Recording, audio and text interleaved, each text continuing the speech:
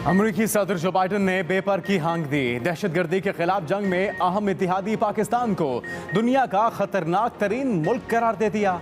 पाकिस्तान के एटमी प्रोग्राम को भी बेकायदा करार दे दिया। अमरीकी सदर ने डेमोक्रेटिक कांग्रेशनल कैंपेन कमेटी के इस्तकबालियत से खिताब करते हुए कहा कि मेरा ख्याल है पाकिस्तान दुनिया के खतरनाक तरीन मुल्कों में से एक है। पाकिस्तान के जौहरी हथियार बेरब्त हैं। इस बात का खदशा है कि इसे कोई भी इस्तेमाल कर सकता है। अमरीकी सदर ने रूस और चीन के हवाले से गुफ्तगू करते हुए पाकिस्तान के बारे में बात की। अमरीकी सदर के पाकिस्तान मुखालिफ बयान पर रद्द-ए-अमल के लिए वज़ीर ख़ारजा बिलावल भुट्टो कुछ देर में न्यूज़ कॉन्फ्रेंस करेंगे।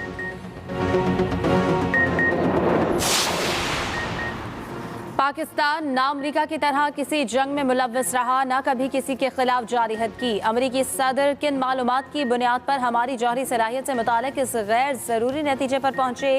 इमरान खान का अमरीकी सदर के बयान पर रद्द-ए-अमल। कहा, वज़ीर आज़म रहने के बाद मैं जानता हूँ पाकिस्तान का एटमी programme command and control system के तहत मुकम्मल महफूज है। इमरान खान इत्तेहादी हुकूमत पर भी बरस पड़े। कहा, जो बाइडन का बयान इम्पोर्टेड हुकूमत की नाकाम खारजा पॉलिसी का मुंह बोलता सबूत है। क्या ये होती है खारजा पॉलिसी? इम्पोर्टेड हुकूमत ने मुल्क की मुआशी तबाही तो कर दी, कहीं मुल्क की सलामती पर भी समझौता न कर ले।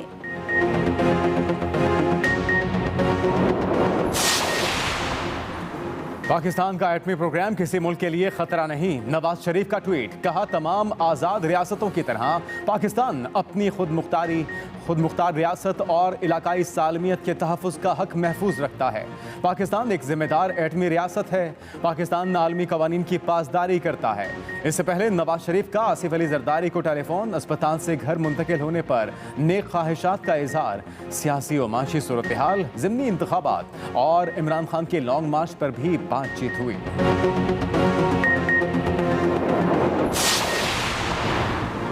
वज़ीर ख़जाना इसहाक डार की 27 अरब डॉलर के कर्जे रीशेड्यूल कराने की कोशिशें। रॉयटर्स को दिए इंटरव्यू में इसहाक डार ने कहा, पाकिस्तान के मौजूदा IMF प्रोग्राम पर दोबारा मुज़ाकरात नहीं होंगे।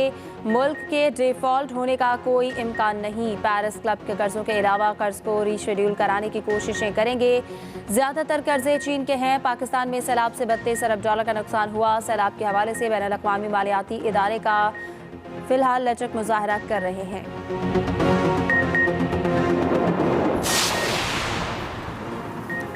वज़ीर ख़जाना इसहाक डार से अमरीकी नायब वज़रा डोनाल्ड लू और आमिन टोलोई की मुलाकात का मकसद पाकिस्तान की इमदाद और बहाली की कोशिशों के लिए अमरीकी हिमायत जारी रखने का यकीन दिलाना था।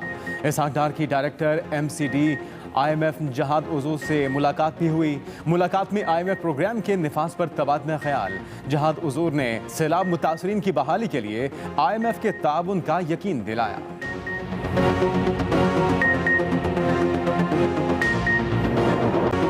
ज़िमनी इलेक्शन का मैदान कौन मारेगा? कौमी असम्बली के 8, पंजाब असम्बली के 3 हल्कों में इंतखाबी दंगल कल से छिका। कराची, मुल्तान, चारसद्दा समेत मुख्तलिफ शहरों में इंतखाबी सामान की तकसीम। तर्जुमान इलेक्शन कमीशन के मुताबिक तमाम प्रिजाइडिंग अफसरान आज शाम पोलिंग स्टेशन में पोलिंग बूथ कायम करेंगे।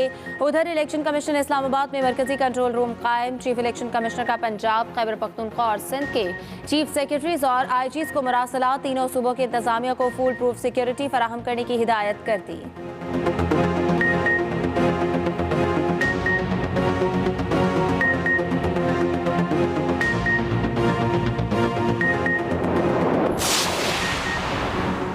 कातिलाना हमले में जाँ बहक होने वाले साबिक chief justice Balochistan high court को सुपुर्द खाक कर दिया गया।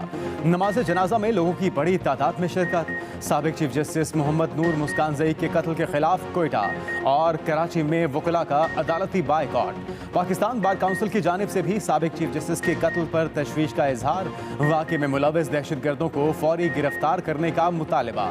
साबिक चीफ जस्टिस को गुज़िश्ता रोज़ मस्जिद में नमाज के दौरान फायरिंग करके कत्ल किया गया था।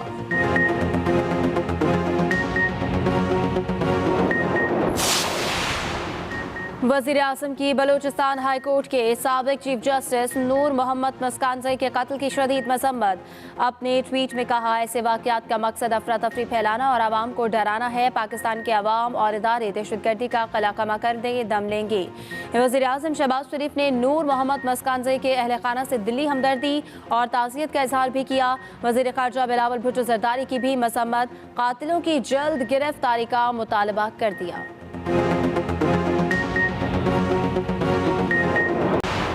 मुतनाज़े ट्वीट्स केस में गिरफ्तार सेनेटर आज़म सवाती की अदालत पेशी। FIA हुक्काम पिम्स में मेडिकल कराने के बाद आज़म सवाती को इस्लामाबाद कचहरी लाए। समाअत के दौरान मजीद 8 रोज़ा जिस्मानी रिमांड मांग लिया। अदालत ने आज़म सवाती को मजीद 1 रोज़ा जिस्मानी रिमांड पर FIA के हवाले कर दिया।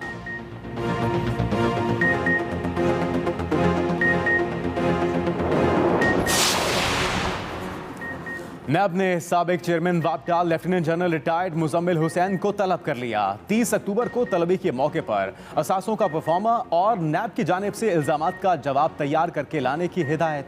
साबिक चेयरमैन वापटा को Tarbela 4 hydel power project case में तलब किया गया।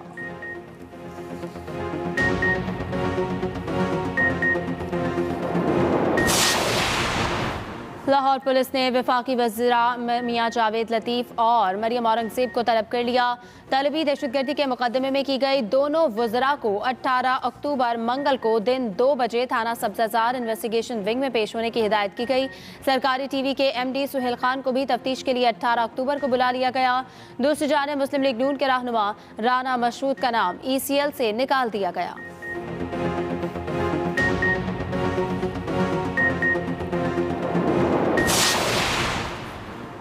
पंजाब में रिश्वत के खात्मे के लिए ऐप मुतारिफ। वज़ीर आला परवेज़ इलाही कहते हैं रिश्वत के खात्मे के लिए इक़दामात कर रहे हैं। इस सिलसिले में ऐप बड़ी कारआमद होगी। शहबाज शरीफ की नालायकी की वजह से ये मंसूबा ताख़ीर का शिकार हुआ। ख़ातीन भी घर बैठे इस ऐप से मुस्तफ़ीद हो सकती हैं।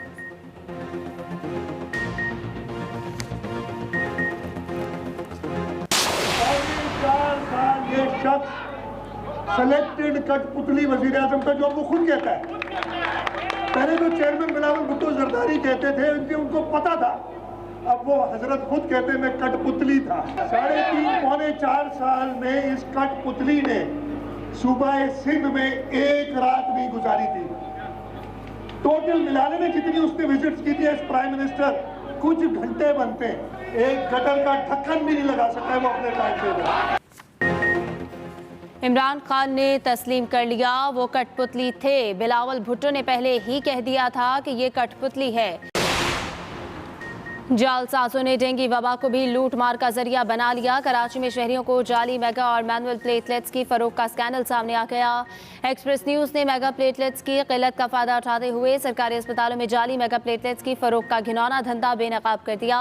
जाली ब्लड बैंक और मुनासिब जालसाज गिरोह का खोज भी लगा लिया। तिब्बी माहिरीन का कहना है कि जाली मेगा या मैनुअल प्लेटलेट्स लगवाने से मरीज सेहत याब होने की बजाय मूसी अमराज में मुब्तला हो सकते हैं।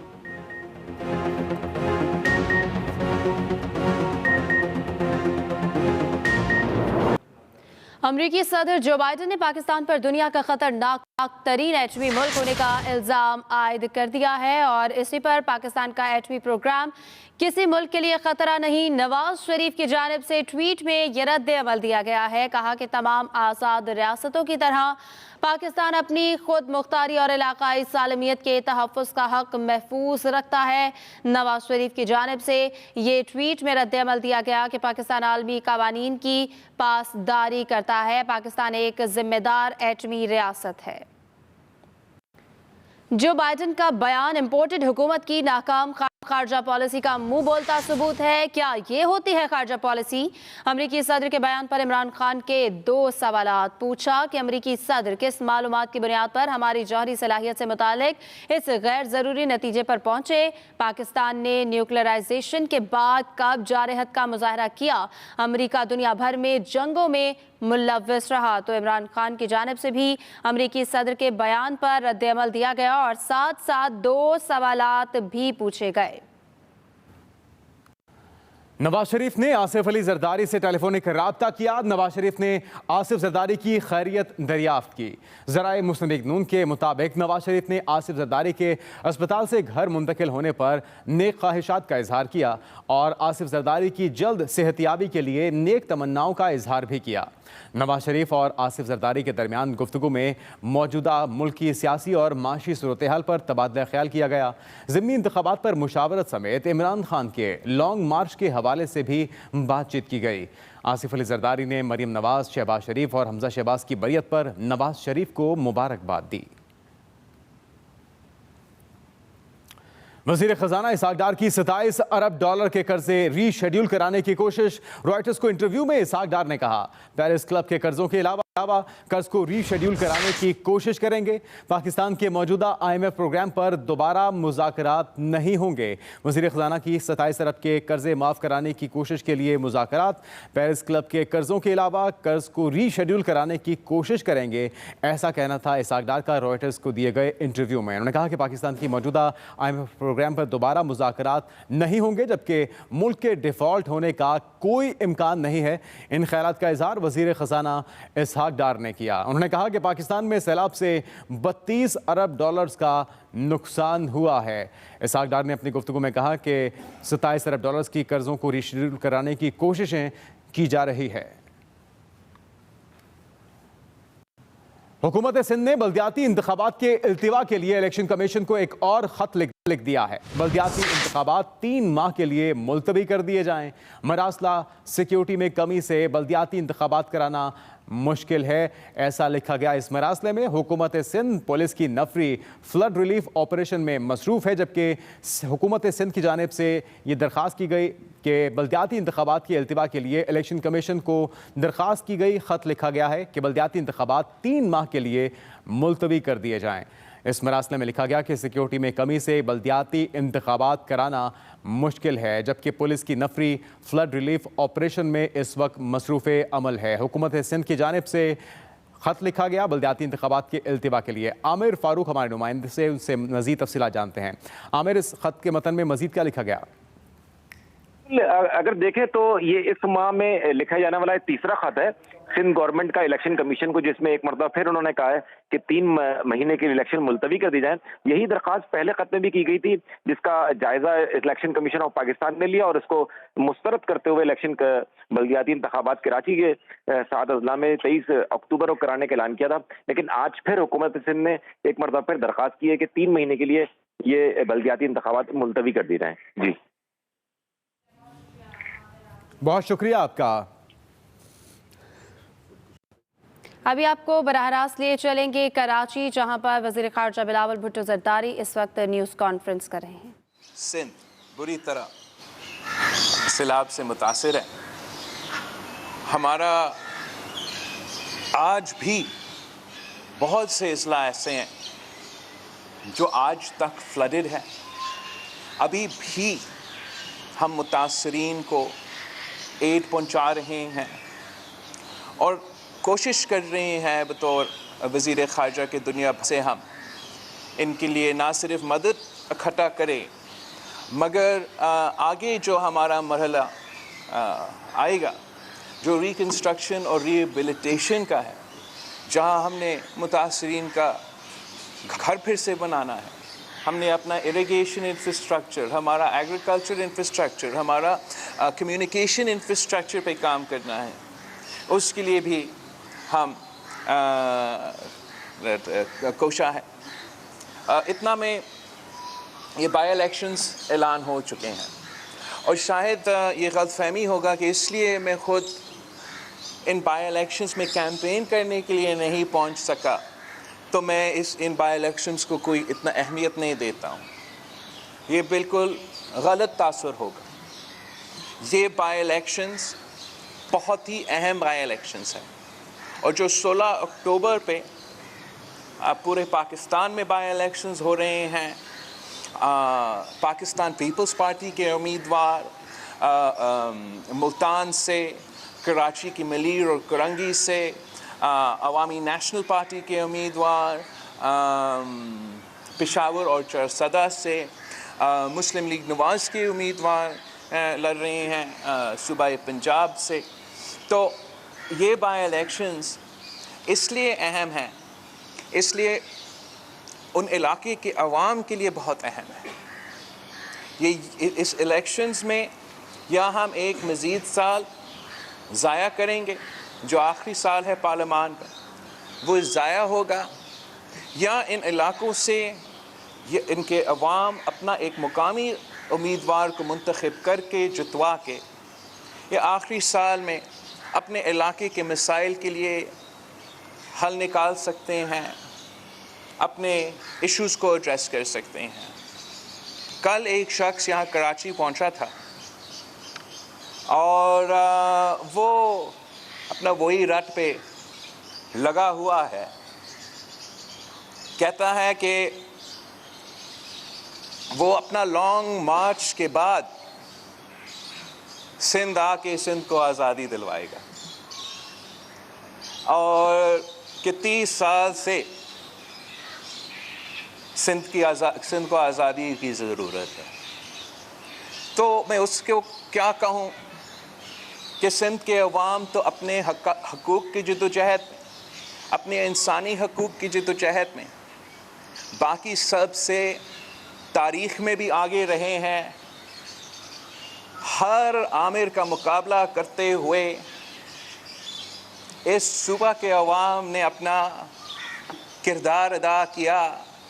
जनरल ज़ियाउल हक़ का मुकाबला किया, जनरल मुशर्रफ का मुकाबला करके भगाया।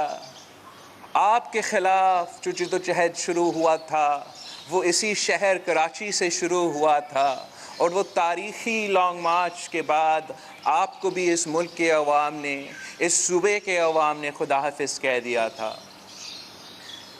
हम अपना सियासत नहीं चिपकाना चाह रहे हैं। इस इलेक्शन में सारे के सारे सीट से, सारे 16 जहाँ बाई इलेक्शंस हो रहे हैं, उन सारे कॉन्स्टिट्यूंसीज़ में 2 किस्म के उम्मीदवार लड़ रहे हैं। एक ऐसे उम्मीदवार लड़ रहे हैं जो अगला ही दिन उन इलाके के अवाम के मसाइल को हल करने की कोशिश करेंगे, उन इलाके के नुमाइंदे बन के नेशनल असम्बली में पहुंच के उन इलाके के आवाज़ बनेंगे।